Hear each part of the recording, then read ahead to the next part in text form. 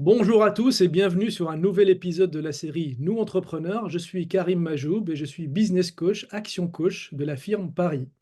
Et je donne ici la parole aux entrepreneurs locaux pour qu'ils nous partagent leur parcours, leurs réussites et parfois leurs échecs, leur apprentissage et comment ils préparent leur entreprise à saisir les nouvelles opportunités et à relever les prochains défis. Je suis ravi de recevoir aujourd'hui Guy Filiastre, CIO et fondateur de Bouquet, expert de l'image corporate. Guy, bonjour et bienvenue sur Nous Entrepreneurs. Bonjour Karim, merci de me recevoir. Merci à toi d'avoir accepté cette interview. Guy, je vais rentrer tout de suite dans le vif du sujet. Peux-tu te présenter et présenter ton parcours entrepreneurial, s'il te plaît?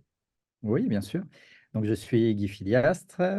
Ça fait une dizaine d'années que j'entreprends maintenant, avec certaines fois des succès et parfois des échecs, puisqu'aujourd'hui, j'ai fondé Bouquet, mais auparavant, j'avais commencé sur d'autres activités qui n'ont pas forcément prise. Mais aujourd'hui, Bouquet est une belle entreprise, avec ses difficultés aussi, mais on se débrouille bien. Très bien. Et c'est quoi alors Bouquet? Qu'est-ce que tu proposes comme service? Alors, Bouquet, historiquement, on a commencé par faire de l'image corporate. Classiquement, si tu regardes sur LinkedIn, tu verras que la moitié de ton réseau n'a pas de photo pro. Mhm, Et le premier sens de Bouquet, c'était de pouvoir permettre à tout le monde d'avoir une image professionnelle sur ses supports de communication, que ce soit le CV, le LinkedIn, son site web, justement pour un coach qui aurait besoin d'illustrer son parcours, avec de la photo corpo ou de la photo presse. Aujourd'hui, on s'adresse à tous les services RH et comme internes qui ont besoin d'illustrer la communication de leur entreprise. Donc, on parle beaucoup de marque employeur aujourd'hui. Voilà, en gros, créer sa banque d'images, pardon, banque d'images vraie. On va parler vrai parce qu'on va créer de l'image avec les collaborateurs, avec les directions.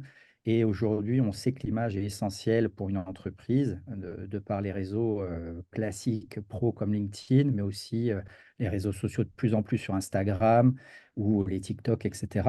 Et bien sûr, les sites et les communications internes, presse, support de fin d'année, mots du directeur, etc. Tous les moments clés, on va être là. d'accord. Donc tu te déplaces directement dans les entreprises. D'accord. Tout à fait. On reçoit Et, en studio et en entreprise avec notre studio mobile. Tout à et ta fait. cible, c'est uniquement des entreprises, des salariés ou ça va aussi aux particuliers? Alors, en studio, on touche les particuliers qui ont besoin de mettre à jour leur profil, en effet. Toujours Euh, business? Toujours business. D'accord. OK. C'est vraiment notre positionnement, Mhm, à savoir que c'est là où le digital on prend le meilleur du savoir-faire photo d'un métier quand même assez finalement ancien avec, de la techno aujourd'hui puisqu'on a digitalisé le parcours, de la prise de rendez-vous jusqu'à la livraison des photos. On digitalise ça pour se concentrer sur l'expérience en studio. Ça marche aussi pour les grands comptes en B2B, puisqu'ils nous envoient tous leurs collaborateurs, ce qu'on appelle le onboarding d'un collaborateur. Aujourd'hui, ils packagent un peu plus, ils mettent une photo dedans, donc on les reçoit. On a quasiment à peu près 140 entreprises qui travaillent comme ça aujourd'hui. mhm. Dans le malheur, c'est vraiment à l'époque du Covid qu'on a réussi à lancer ça, puisqu'on reçoit de manière individuelle en studio, puisque toutes les prestations extérieures étaient coupées, hein, on pouvait pas avoir plus de X personnes. Donc, et bien sûr, on se déplace à nos studios mobiles. Et là, c'est plus toujours pareil B2B, que ce soit de la grande direction. La dernière fois, on a fait le board de Schneider jusqu'à la start-up, jusqu'à la PME. Et là, le dirigeant qui veut mettre en valeur ses collaborateurs, ses métiers et Mhm. ces métiers de main, ces métiers très spécifiques, ou même ces consultants en salle de réunion pour avoir vraiment une banque d'images dédiée. D'accord. Mm. Et du coup, sur le marché, je veux dire, j'imagine que, je veux dire, ça existe, hein, les photos corporate. Tout à Qu'est-ce qui fait. fait que Bouquet, comment il se différencie Bouquet par rapport au marché et par rapport à la concurrence? Alors, historiquement, quand on a commencé sur le portrait, il y avait quelques concurrents. Bah, bien sûr, les photographes indépendants il y en a quasiment entre 30 et 40 000 en France.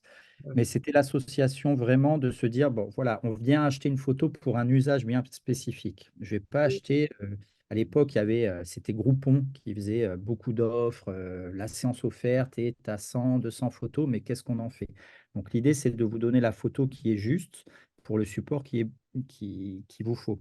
On va pas faire la même photo pour un LinkedIn que pour un communiqué de presse ou pour ta plaquette parce que tu veux lever des fonds et tu vas avoir ta plaquette, ton deck investisseur avec une belle photo de toi. Mhm. Et Ça, c'est le premier point. Et aujourd'hui, sur le marché, en tant que, on va dire, grand concurrent, que ce soit start-up ou plus grosse entreprise, nous, on se concentre vraiment, je vais dire, sur l'humain, sur la personne, mettre la personne en valeur. C'est pour ça que c'est souvent les RH et la com interne qui nous sollicitent, ou le patron qui veut une nouvelle fois mettre ses collaborateurs en avant, ou Mm. l'indépendant qui a besoin de mettre son savoir en image. Il y a beaucoup de startups autour de l'image, hein. Il y a eu, on a connu tous Miro, grosse startup, grosse licorne, mais qui était vraiment orientée une couverture de je vais faire toutes les boutiques, je vais faire de telle marque ou de telle enseigne. Et généralement, l'humain n'est pas au centre. C'est vraiment l'illustration. Historiquement, c'était ça, les photos de, d'appartements à louer pour Century 21 ou des commerces à louer. Mm. Nous, notre positionnement, c'est vraiment, on est spécialisé. Et la photo, comme tout métier, un photographe de portrait qui s'est travaillé au flash, c'est pas le même qui va faire la photographie de mariage. C'est ce qu'on essaye aussi. On essaye un peu de préciser ça à nos clients, de dire attention, tous les photographes ne peuvent pas tout faire, comme dans tous Mm. les pays d'ailleurs. Hein, il y a des spécificités et c'est là où notre savoir-faire est un peu unique, c'est qu'on associe ce savoir-faire avec tout un process qu'on a développé de parcours pour une photo même type LinkedIn, qui paraît très simple, mais finalement qui n'est pas si évidente à faire.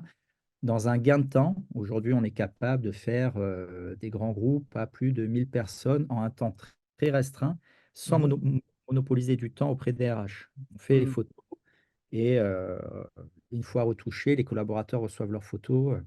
Donc, on fait gagner énormément de temps à ces services, euh, en plus d'avoir un savoir-faire. D'accord, c'est très clair. Et Merci. donc aujourd'hui, tu nous expliques que finalement, la différenciation, c'est le fait qu'un photographe de mariage ne peut pas être un photographe corporate, entre guillemets, et que toi, tu es vraiment le spécialiste Tout de la à fait. photo corporate, quoi. Tout D'accord. à fait. Et aujourd'hui, comment tu te situes par rapport dans ce marché-là? Est-ce que c'est le marché, enfin, le marché en général, il évolue, et comment toi, tu évolues dans ce marché-là? Alors, Explique-nous un le peu marché, comment fonctionne ce il marché-là. il a, il a toujours été très concurrentiel, puisqu'une fois de plus, c'est très fragmenté. Bien sûr, ouais. L'idée, et ça, c'est plutôt euh, une volonté de ma part dès le départ, de dire, bah, finalement, si je te demande combien coûte une photo, ne serait-ce pour ton LinkedIn, tu vas peut-être me dire 20, 30, 50, 100 euros. Chaque personne va avoir un prix différent. Donc, comment on essaie de se démarquer, c'est vraiment de mettre un prix sur une photo et un usage. Et ça permet aussi, bah, voilà, on sait combien coûte un photomaton. Pourquoi? Parce que justement, le marché est très segmenté, très fractionné. Il y a autant d'offres que de photographes. Et il faut arriver à travers un positionnement, on va dire, de marque assez forte et une offre très claire. Mais il est très concurrentiel, clairement, il est très concurrentiel. Il y a des très grosses startups qui sont dessus. Nous, on va être un petit peu l'artisan de la photo en quelque sorte, mais en intégrant une fois de plus un peu de techno dedans pour faciliter le parcours et faire gagner du temps. Mhm. D'accord. Mais c'est un marché toujours très, très fragmenté et très concurrentiel, ça c'est sûr. Et tu penses, est-ce que le prix joue un rôle majeur ou c'est pas le prix qui interpelle, je veux dire, les entreprises? Qu'est-ce que tu en penses? Alors, le prix est toujours un facteur, Ouais. mais en tout cas, mon challenge, c'est de te faire comprendre que le prix ne doit pas être le premier critère. Mhm. Ça, et aujourd'hui, on y arrive. C'est ça qui est chouette. Parce que, bah oui, surtout, alors, réponds un peu sur ta question du marché. Aujourd'hui, il y a eu l'avènement des téléphones portables et beaucoup de gens pensent, bah, c'est bon, je vais faire avec mon téléphone. Donc, il y a déjà des habitudes à casser, à dire, non, attendez, photo pro, ok, vous pouvez faire des belles photos avec votre iPhone, mais c'est pas là non plus où on intervient. C'est aussi vous mettre à l'aise face à l'objectif. C'est tout ça qui va faire que vous Donc allez une être partie effectivement posture et une partie psychologique, j'imagine, tout dans à ton fait, approche tout à aussi. fait, tout à fait. Et Très c'est bien. ça aussi qu'on apporte dans l'expérience. C'est pas seulement tu viens, tu fais ta photo et merci, au revoir. Mhm. C'est te mettre à l'aise pour dégager ce que tu as envie de dégager à travers ta photo en fonction de la destination de la photo, ton rôle, etc. D'accord. Et maintenant, toi, en tant que chef d'entreprise, Guy, qu'est-ce que tu ambitionnes pour ton entreprise? Comment tu vois ton entreprise dans 5 ans, 10 ans? Comment tu te vois évoluer dans tout ça? Alors, avec toute ma modestie, des studios bookés un peu partout dans le monde. Et sans modestie, Et du sans coup. modestie, l'idée aujourd'hui, c'est de développer un réseau de photographes franchisés. Je vais dire D'accord, franchisés, mais ce n'est pas tout à fait une franchise, c'est plutôt licenciés, d'accord. parce que je crois, là, j'ai toujours été convaincu de l'importance de la marque, comme je Mhm, dis, d'installer une marque forte, surtout en photo, où finalement, si je te demande un studio, pareil, tu vas me dire sans doute Harcourt, hein, studio Harcourt, les gens le connaissent, ils ont un style, et s'installer, ben, voilà, on voudrait devenir la référence et que si on dit bouquet, comme on dit photomaton ou Harcourt, puis nous, on se positionne au milieu. Et développer un réseau de photographes qui serait accompagné par bouquet, puisque en réalité, notre force, on va dire, c'est toute la dimension commerciale, communication, définition des offres, compréhension du marché, justement, des besoins, parce qu'il y a quand même énormément de besoins aujourd'hui. mhm, Et le photographe, généralement, il est seul. Il adore la photo, il n'aime pas spécialement faire du commercial, il n'aime pas spécialement faire de la compta. Et de ce fait, nous, on se positionne comme un soutien, hein, mhm, un bras droit finalement qui va accompagner le photographe pour faire de la vente. Mais aussi derrière, on a une solution où on peut retoucher, puisque la retouche est intégrée chez nous. Donc le mhm, photographe, on veut lui faire comprendre que bah, si tu nous rejoins, on va t'aider à développer ton business, à te faire gagner du temps aussi, à mhm. faire finalement les rôles, les missions, bah, comme je disais, le compta, tout ça, qu'on n'aime pas trop, bah, voilà, nous, c'est nous qui relançons les clients, en termes de facturation, etc. Donc, vraiment un soutien pour développer son activité, que tu sois à Lyon, à Montpellier, à Toulouse ou à Nantes. D'accord. C'est un- Voilà. Et ça, c'est un projet dans combien de temps, t'imagines? Là, ça Ah, y est, c'est maintenant? en cours, oui. C'est en Aujourd'hui, tu as quoi? Je veux dire, tu as une structure ou tu as déjà commencé à faire des bêta-tests avec des peut-être franchisés pilotes ou C'est déjà, justement, c'est là depuis février. On est d'accord. en parallèle avec un photographe alors, qui travaille déjà avec nous, mais justement, l'intérêt, c'est de tester le modèle. Pour l'instant, on n'y voit que des avantages, mais justement, en le testant, on va voir les petites choses à régler. Mais c'est 80% finalisé. C'est-à-dire que D'accord. là, j'ai déjà un jeune photographe aussi sur Montpellier qui est intéressé. Non, l'idée, c'est de vraiment on a quand même 10 ans d'ancienneté, donc ça a permis de comprendre le marché, comprendre les attentes des photographes aussi. Mhm, Donc, c'est d'utiliser finalement cette expérience qu'on a acquis au fil des années pour en faire quelque chose de vertueux, aussi bien pour le photographe que pour nous, et bien sûr pour nos clients, d'être sûr d'avoir des photographes formés qui savent répondre vraiment aux besoins de nos clients. et imagine qu'aujourd'hui, on se projette dans 5 ans, d'accord? Et aujourd'hui, tu as développé ta licence ou ta franchise. Est-ce que ton rôle en tant que chef d'entreprise, il va changer? Est-ce que tu penses qu'il va changer et comment il va changer, à ton avis? Ah, c'est une bonne question. Je pense que ça change. J'ai- j'ai- c'est un peu ce qui me plaît dans l'entrepreneuriat, c'est que ça évolue en fonction. Bah, si je renforce les équipes, il y a une période, j'ai travaillé avec des freelances, après j'ai eu beaucoup de photographes en interne, puis là on se dit bah, c'est un mix, donc on est obligé d'évoluer avec ça. Donc je pense, en tout cas, ma vision, ça a toujours été un peu ça, c'est dire bah, il faut être un bon chef d'orchestre. Et parfois, bah, il y a des sujets qu'il faut. Voilà, là, c'est ce sujet actuellement, mais qu'elle soit aussi à l'image des valeurs que j'ai et que je veux pour mon entreprise. Hmm. Donc, je pense que ça évolue. L'idée, c'est qu'on évolue toujours en mieux. On essaye d'évoluer en mieux, de voir ce qui n'a pas fonctionné, aussi bien économiquement, mais aussi bien dans le relationnel, pour améliorer tout ça. Donc, mais toujours prendre du recul, bien sûr, sur tout ce qui est développement commercial, voilà, pour s'occuper vraiment du développement de ce fameux réseau, de pouvoir aller à la rencontre des photographes, de pouvoir un peu, je vais en dire, évangéliser un petit peu les photographes, et aussi la partie strat, vraiment se concentrer sur la partie strat de Et développement, ce donc, ce que que je je comprends, c'est que tu sors un petit peu de l'opérationnel et tu vas plus avoir une vision stratégique où tout tu à vas fait, plus pouvoir travailler sur ton entreprise plutôt tout que à, dans ton entreprise, quoi. tout à fait. Ouais, je Ouais, pense que c'est ça. ce qu'on prône nous aussi chez Action Coach, c'est on amène le dirigeant à travailler sur sa boîte et pas uniquement dans sa boîte pour pouvoir grandir effectivement. C'est ce que tu disais à l'instant, c'est très bien. Tout à fait. Et je reviens encore plus en tant que chef d'entreprise, quel est ton plus grand apprentissage depuis que tu es chef d'entreprise? Là, ça fait 10 ans. Quel est ton plus grand apprentissage depuis que tu es chef d'entreprise? Ah, et il y en a eu plusieurs. Donne-moi les plus importants ou les plus Ouais, marquants dans les plus ta carrière. marquants, les plus marquants, c'est de parfois, sur certains, on doit être multitâche. Et parfois se rendre compte que sur certains sujets, il faut, il faut se faire accompagner.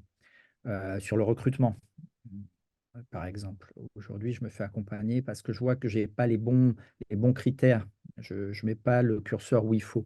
Ce qui est un vrai apprentissage, c'est le management. Parce qu'au début, quand tu ouvres ta boîte, bah, tu es en fonction de l'association 2, 3, puis tu évolues, tu commences à prendre ton premier apprenti, puis ton deuxième, puis tu les gardes en CDD, CDI, l'équipe grossit, et là, tu n'as pas de mode d'emploi. Pour moi, ça a été le plus gros challenge et le plus bel apprentissage parce que bah, c'est du travail au quotidien, et c'est pas si facile. Mhm.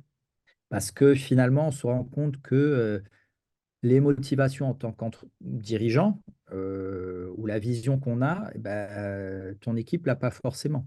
Mhm. Donc, il faut les amener à ça. Parfois, tu y arrives, parfois, tu n'y arrives pas. Mhm. Et c'est assez complexe.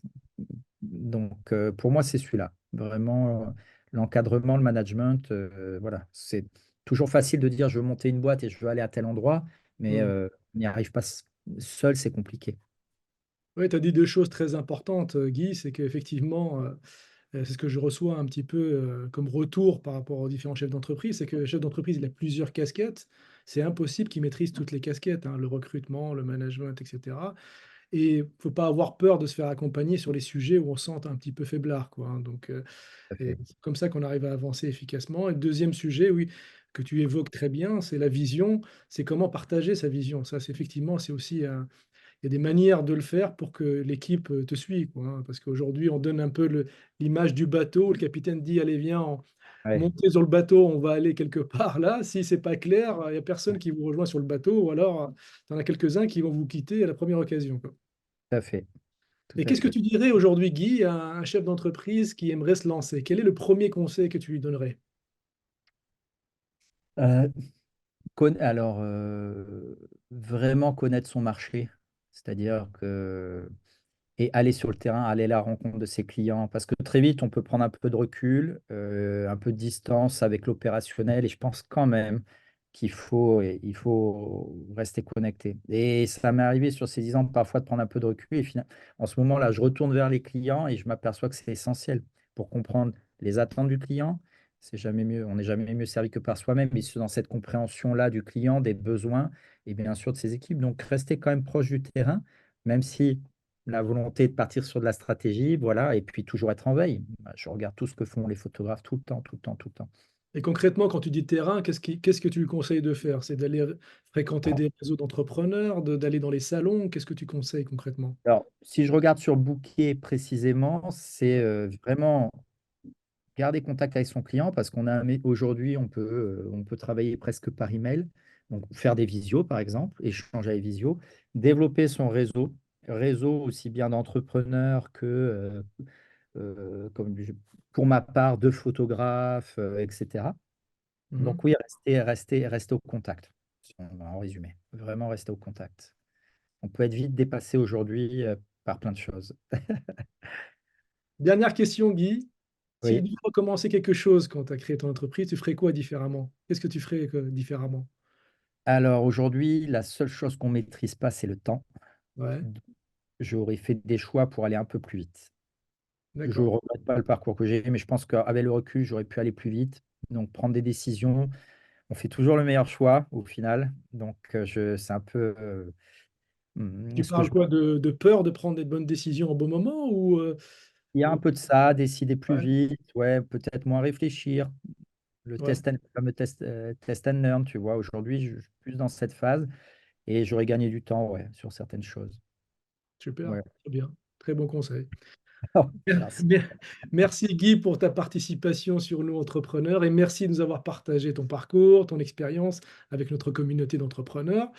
Merci à vous de nous avoir écoutés et très bientôt pour de Allez. nouvelles interviews inspirantes d'entrepreneurs comme Guy. Pensez à vous abonner, à commenter les épisodes et je vous dis à bientôt. À bientôt Guy. Au revoir, Merci. Karine. Merci. Ciao.